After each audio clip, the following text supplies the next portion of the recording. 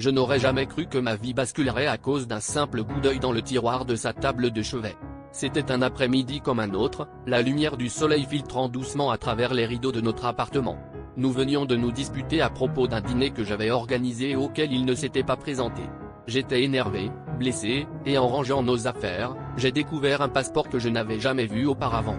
Mon cœur a fait un bond en voyant un autre nom et une photo de lui, mais avec une identité totalement différente. Le choc m'a paralysé pendant quelques secondes. Je me suis assise sur le lit, essayant de comprendre ce que cela signifiait.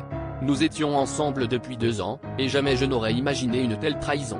La colère a rapidement pris le dessus, et j'ai décidé de le confronter dès son retour. Quand il est enfin rentré, je lui ai jeté le passeport à la figure, exigeant des explications.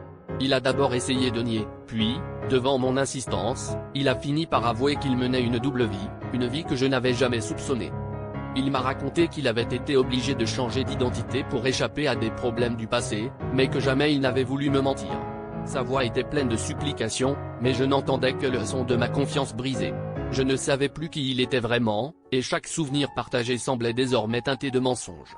Les disputes ont fusé, les mots ont blessé, et finalement, il a pris ses affaires et est parti, me laissant seul avec mes doutes et ma douleur.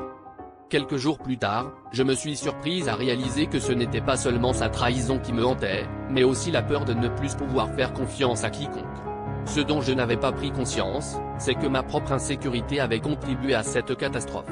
En cherchant désespérément à construire quelque chose de parfait, j'avais ignoré les signes évidents, me trahissant moi-même dans le processus. Le véritable choc, c'était de comprendre que pour avancer, je devais d'abord faire la paix avec mes propres démons.